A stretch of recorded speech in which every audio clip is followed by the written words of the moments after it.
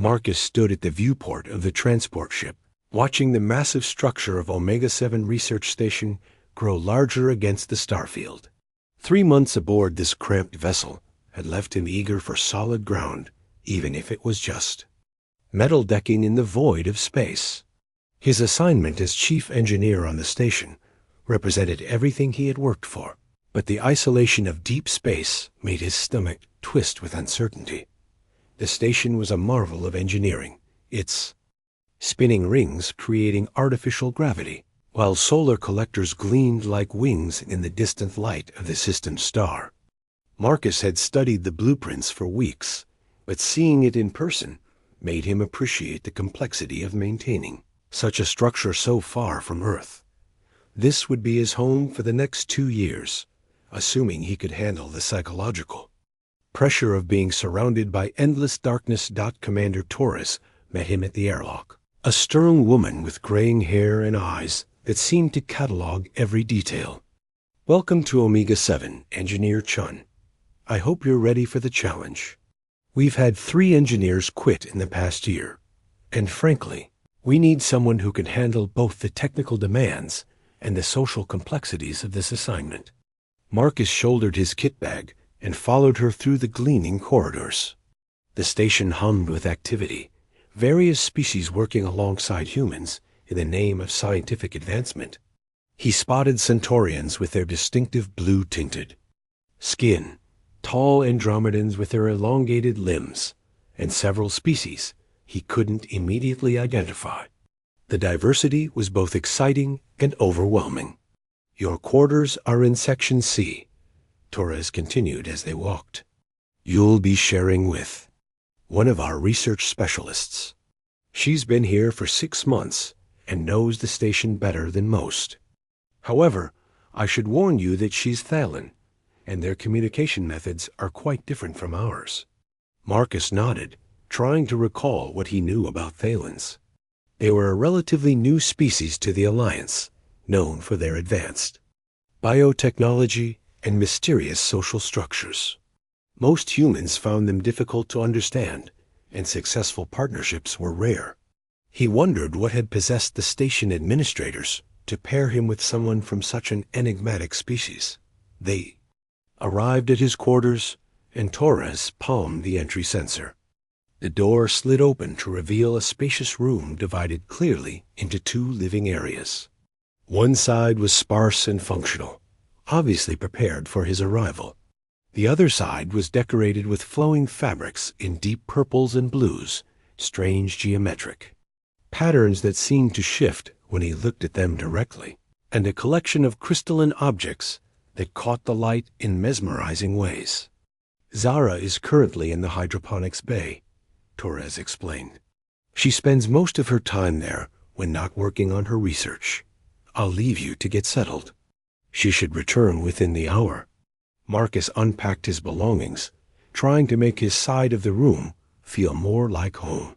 He arranged his few personal items on the desk, hung his spare uniforms in the closet, and set up his workstation with the technical manuals he would need. The whole time, he found himself glancing at his roommate's area, fascinated by the alien aesthetic and wondering what kind of person would choose such decorations. The door chimed softly, and Marcus looked up to see a figure enter. She was tall and graceful, with pale lavender skin that seemed to have a subtle luminescence. Her hair was a deeper purple, almost black, and fell in waves to her shoulders. But it was her eyes that caught his attention, large and expressive. Colored a striking silver blue, it seemed to hold depths he couldn't fathom. "You must be Zara," Marcus said, standing and extending his hand. "I'm Marcus Chun, your new roommate." She looked at his outstretched hand for a moment, then back at his face. Instead of taking his hand, she pressed her palms together in front of her chest and bowed slightly. When she straightened, she pointed to herself and said a word in her own language, a melodic sound with soft consonants that he couldn't hope to pronounce. Then she pointed to him and tilted her head questioningly. "Marcus," he repeated, pointing to himself. "Or just Mark, if that's easier." She nodded and moved to her side of the room, beginning to arrange some of the crystalline objects that had been displaced. Marcus watched her movements, noting how she seemed to glide rather than walk, and how her fingers moved with precise delicacy when handling her belongings. She was beautiful in an otherworldly way, but her silence made him uncertain about how to interact with her. "So," Marcus said, settling into his desk chair, "what kind of research do you do here?" Zara turned to face him, her silver eyes thoughtful. She moved to a small table and retrieved a device that looked like a cross between a tablet and a piece of jewelry. Her fingers danced over its surface, and suddenly the air above it filled with a holographic display. Marcus saw images of plant structures, cellular diagrams, and what appeared to be genetic sequences. "Botany," he said, understanding. "You're working on plant genetics?" She nodded enthusiastically, her face lighting up with the first real expression he had seen from her.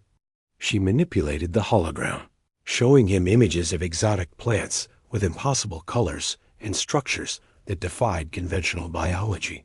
Some seemed to glow with internal light, while others appeared to shift and change even as he watched. "These are from your home world?" Marcus asked. Zara's expression grew wistful, and she nodded slowly. She touched the display, and the images changed to show vast forests under an alien sky, with two suns casting strange shadows through canopies of luminescent leaves. The beauty of it took Marcus's breath away, but he also sensed a deep sadness in her demeanor. "You miss it," he said softly. She looked at him with those expressive eyes, and for a moment he felt as if she was trying to communicate something important. Her lips parted as if she might speak, but then she closed them and turned back to her display. With a gesture, she dismissed the hologram and returned the device to its place. The silence stretched between them, not uncomfortable, but charged with unspoken understanding. Marcus found himself studying her profile, noting the elegant line of her neck and the way the station's lighting seemed to enhance her natural luminescence. There was something about her presence that made him feel both calm and alert, as if his body was responding to signals he couldn't consciously detect. "I guess we'll be learning to communicate without words," Marcus said finally. "That might be interesting." Zara turned to him and smiled, the first genuine smile he had seen from her. It transformed her face completely, making her seem younger and more approachable. She moved to her sleeping area and began preparing for rest. Her movements graceful and economical. Marcus settled into his own evening routine, but found himself acutely aware of her presence. Every small sound she made, every glimpse of her moving through the room, seemed to register with unusual clarity. He told himself it was just the novelty of sharing space with an alien, but something deeper was stirring in his consciousness. As the station's lights dimmed to simulate night, Marcus lay in his bed, staring at the ceiling. Across the room he could hear Zara's soft breathing, steady and peaceful. He wondered what dreams visited her mind, what memories of distant worlds played behind her closed eyes. The thought of her homesickness touched something in his own heart, and he found himself wishing he could offer some comfort.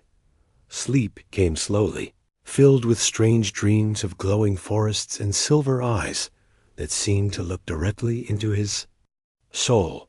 When he woke, he felt as if something fundamental had shifted in his understanding of the universe, though he couldn't quite identify what had changed. The real changes, however, were yet to come. 3 weeks had passed since Marcus arrived at Omega 7, and his routine with Zara had settled into a comfortable rhythm.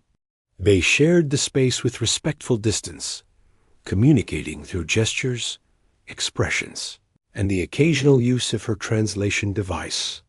Marcus found himself looking forward to their brief interactions, the way she would show him her research progress or share images of her home. World's exotic flora. The work itself had proven more challenging than expected.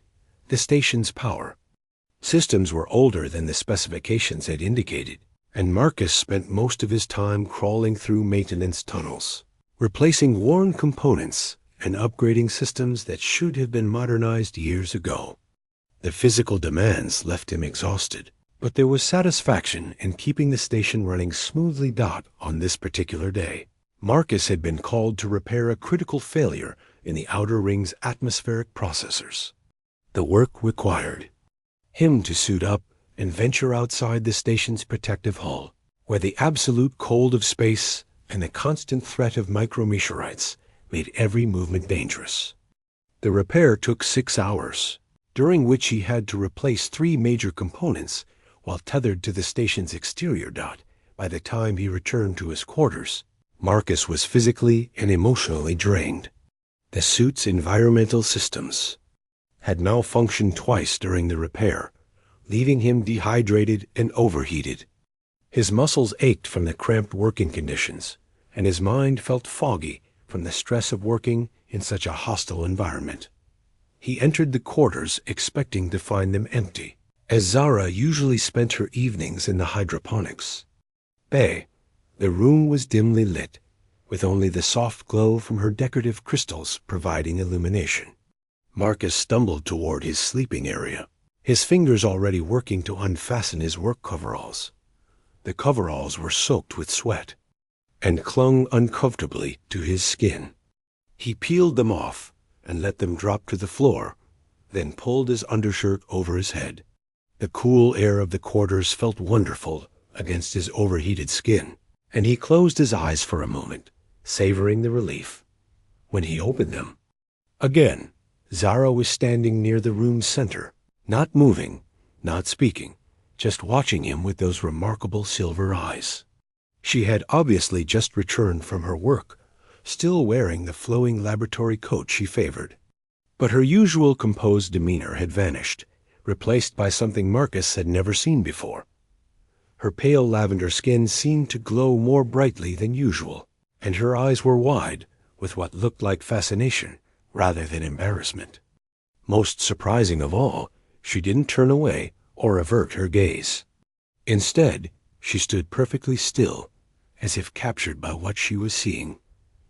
Marcus felt his face flush with embarrassment.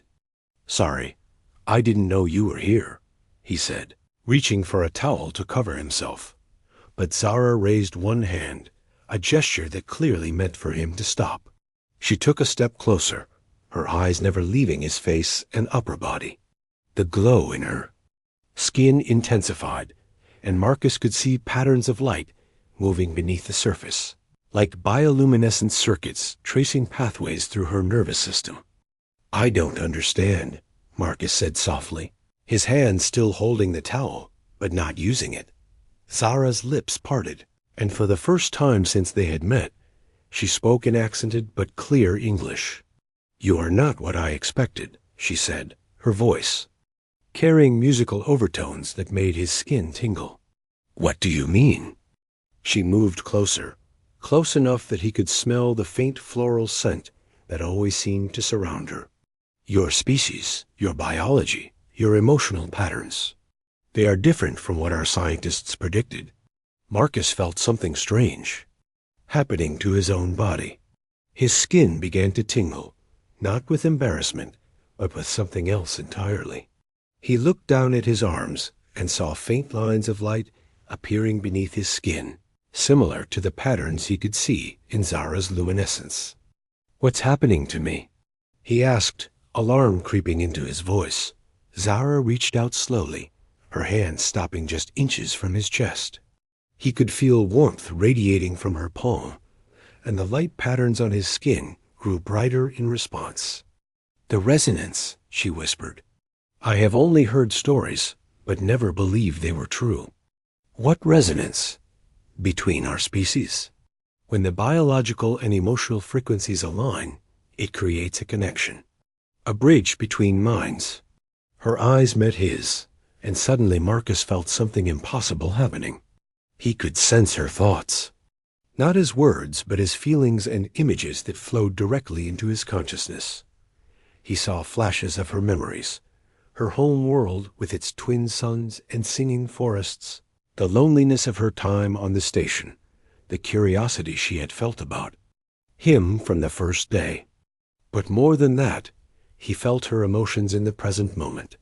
Wonder, fascination, and something deeper that made his heart race. "This is impossible," Marcus said, but even as he spoke, he was experiencing her responses to his words, feeling how his voice affected her nervous system, understanding how his presence had changed her daily existence. Zara's hand moved closer to his chest, and the connection between them intensified. "My people have legends about this," she said. "Stories of bonds formed between species that should not be compatible. But it requires perfect synchronization of biology and emotion. And you think that's what's happening to us?" "I know it is." Her fingers finally made contact with his skin, and the sensation was unlike anything Marcus had ever experienced. It was as if every nerve ending in his body suddenly became hypersensitive, but instead of pain, he felt a profound sense of completeness.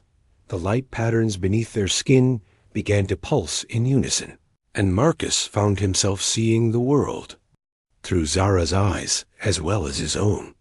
He understood, without words, that she had been as lonely as he was, that she had been watching him with growing fascination, that she had been hoping for exactly this moment without knowing what she was hoping for. "This is dangerous," Zara said, though her hand remained pressed against his chest. "If the station authorities discover what has happened, they will separate us. Both our species fear this kind of connection. Why? Because it changes everything. We are no longer just ourselves. We are something new together." Her other hand rose to touch his face, and he felt her sadness about the barriers that existed between their worlds. "The Alliance has strict protocols about interspecies relationships, especially ones involving telepathic connections."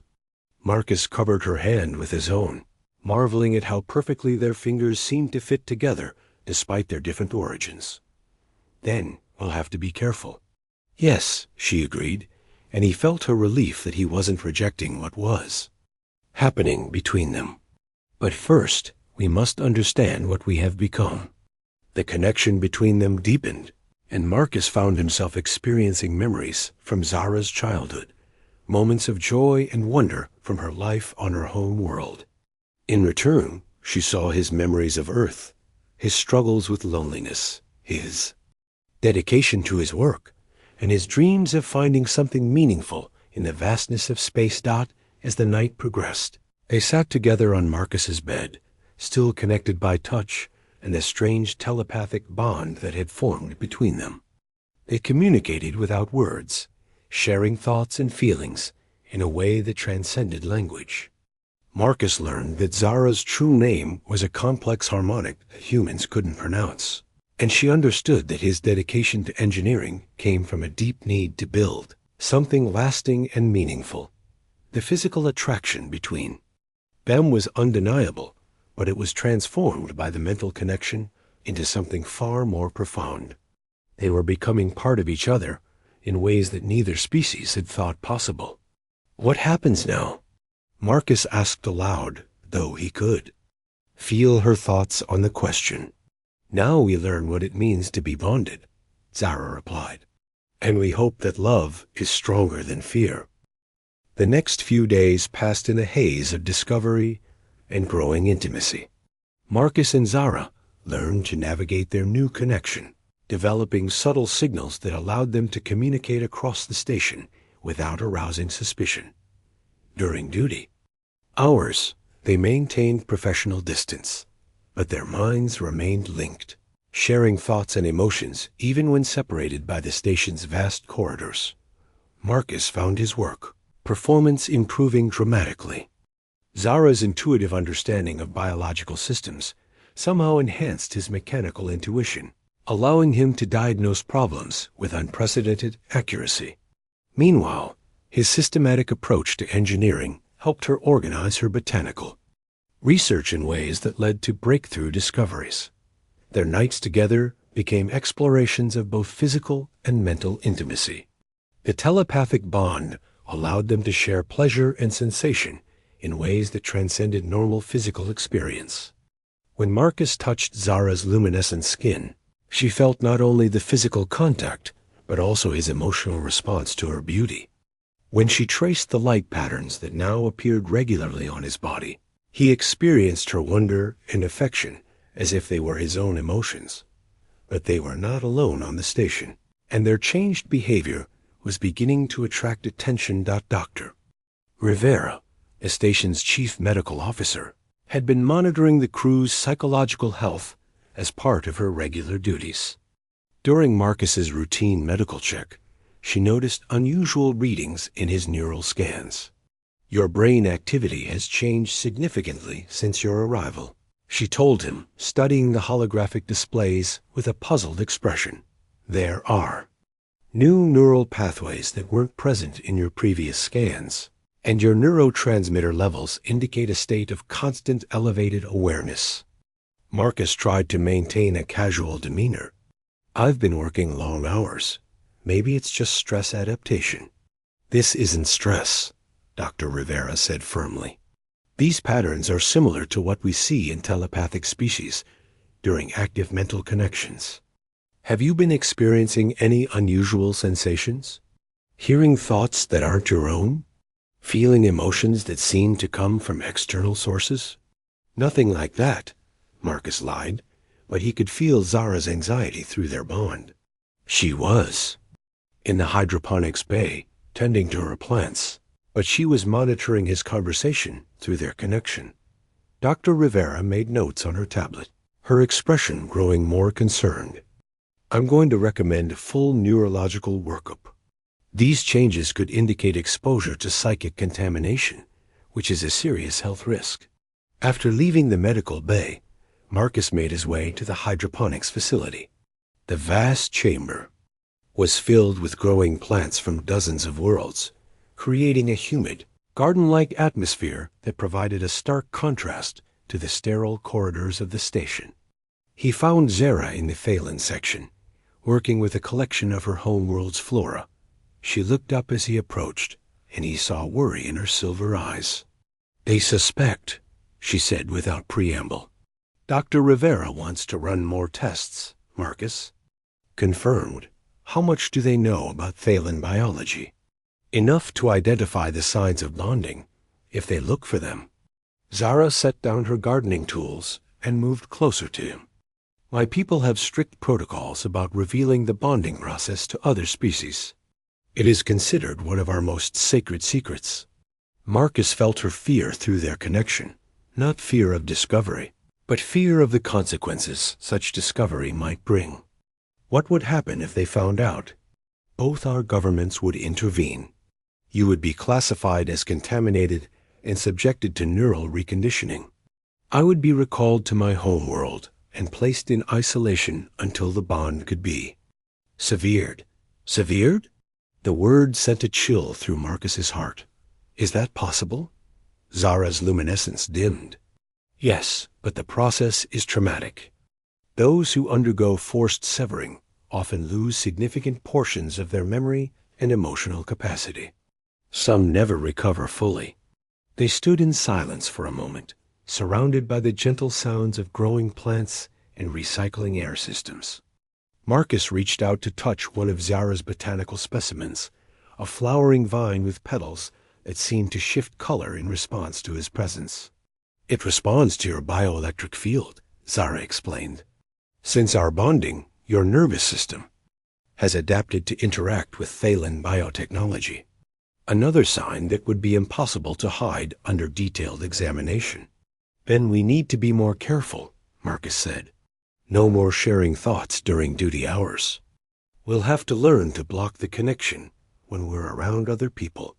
"I can teach you basic shielding techniques," Zara agreed, "but the bond will continue to grow stronger over time. Eventually, hiding it will become impossible." They began practicing mental exercises that would allow them to maintain their connection while preventing it from affecting their external behavior. It was difficult work, requiring them to build walls around their most intimate thoughts while still maintaining the emotional link that had become essential to their happiness. Over the following weeks, they developed a routine of careful normalcy. Marcus returned to his engineering duties with his usual competence, though he had to consciously suppress the enhanced intuition that Zara's presence provided. Zara continued her botanical research, making discoveries that impressed her colleagues while secretly benefiting from Marcus's systematic approach to problem-solving, but their attempts at concealment were complicated by the physical changes that continued to manifest. Marcus's skin now showed permanent light patterns that he had to cover with specially designed clothing. Zara's own luminescence had intensified, requiring her to use cosmetic treatments that dimmed her natural glow. The situation reached a crisis point when Haidu, Security Chief Nakamura, began conducting random psychological evaluations of the crew. His suspicions had been raised by reports of unusual behavior and the medical anomalies that Dr. Rivera had documented. There have been several incidents of crew members acting in ways that suggest external influence, Nakamura told Commander Torres during a briefing that Marcus and Zara were able to monitor through the station's communication systems. Telepathic contamination is a serious possibility. Do you have specific suspects? Torres asked. Several, but I'm most concerned about the human-Thalen pairing in Section C.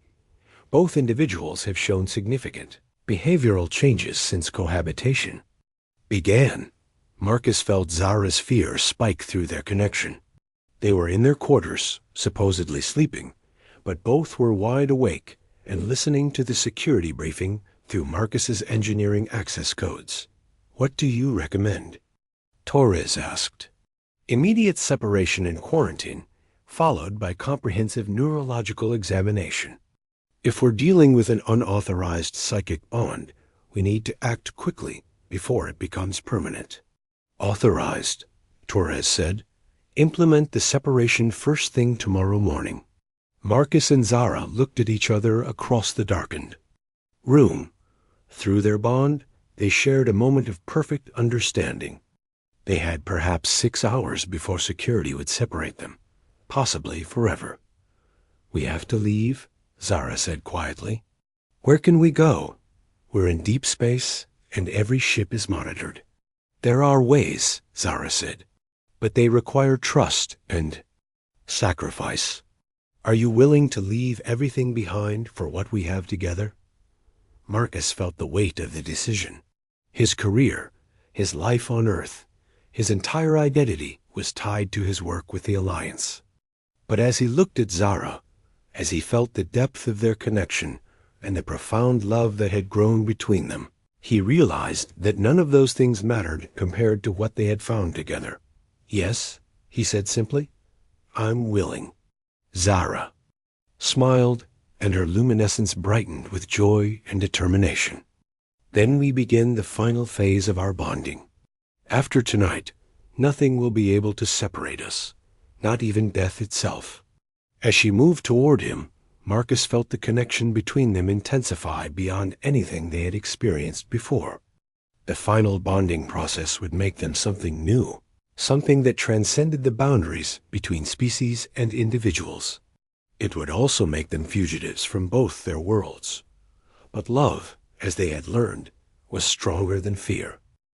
The final bonding process began at midnight, when the station's activity reached its lowest point. Marcus and Zara sat facing each other on the floor of their quarters, surrounded by her crystals, which now glowed with increasing intensity. Telepathic connection between them had evolved beyond simple thought-sharing into something that felt like a merger of souls. Are you ready? Zara asked, her voice carrying harmonics that seemed to resonate directly in Marcus's bones.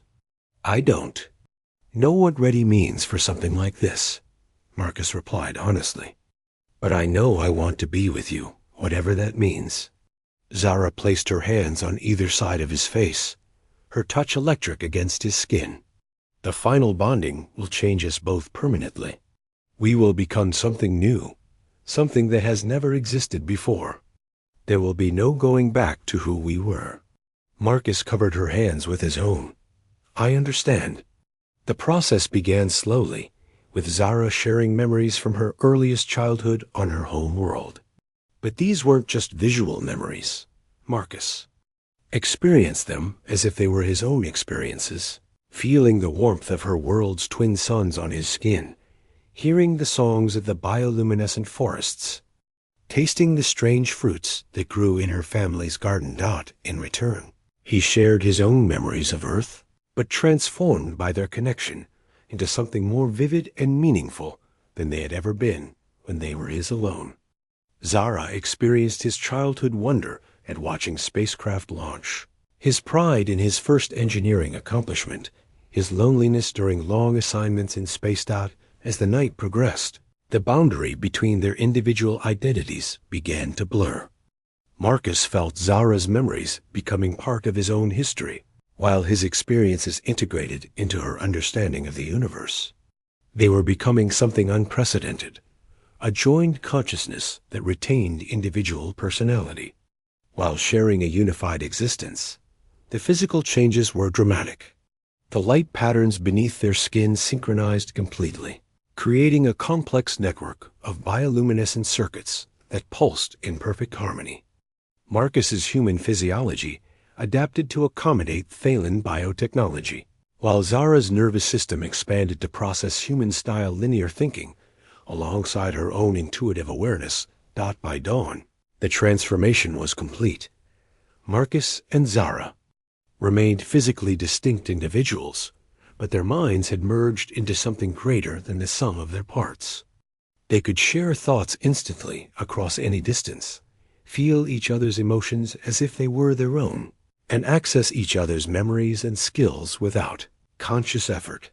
They were also now impossible to hide from detection. The alarm began sounding at 0800 hours, just as the station's day shift was beginning. Commander Torres's voice echoed through the corridors. All personnel report to designated assembly areas immediately. This is not a drill. Marcus and Zara exchanged glances, their perfect mental synchronization, allowing them to communicate their strategy without words. They dressed quickly and joined the stream of crew members making their way to the main assembly hall. The hall was filled with tension as the crew gathered, various species clustering in their traditional groupings. Marcus noticed that security personnel had positioned themselves at all exits, and several officers he didn't recognize were present, clearly reinforcements who had arrived during the night. Admiral Cross stepped forward, his weathered face grim with authority. "Ladies, gentlemen, and beings of all species, we have a serious situation. Our sensors have detected unauthorized psychic activity aboard this station. Someone or something has established a telepathic connection that violates Alliance protocols and potentially threatens the safety of all personnel." Marcus felt Zara's hand slip into his, their fingers intertwining as they stood among the crowd.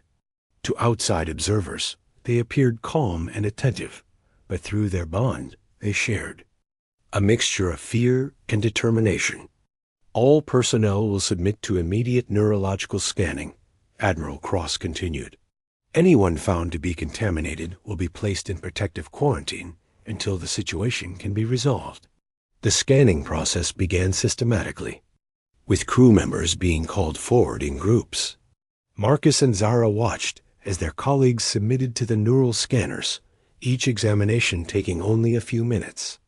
Those who passed were dismissed to return to their duties, while a few individuals were held for additional questioning. "Marcus Chun and Zara Voss, report for scanning," announced Security Chief Nakamura. They walked forward together, still holding hands. The scanner operator, a Centaurian technician with distinctive blue skin, gestured for them to step into the examination area. "Please separate and step into individual scanning chambers," the technician instructed. Marcus and Zara looked at each other, and in that moment of eye contact, they shared a complete understanding of what was about to happen. The scanners would immediately detect their bonded state, and their transformation would be revealed to everyone present. "No," Zara said, quietly, but her voice carried clearly through the silent hall. Admiral Cross stepped forward. "This is not a request. You will submit to scanning immediately." "We cannot," Marcus said, his voice steady despite the magnitude of what he was revealing. "We are bonded." The scanning process would be painful and potentially dangerous to both of us. A murmur ran through the assembled crew.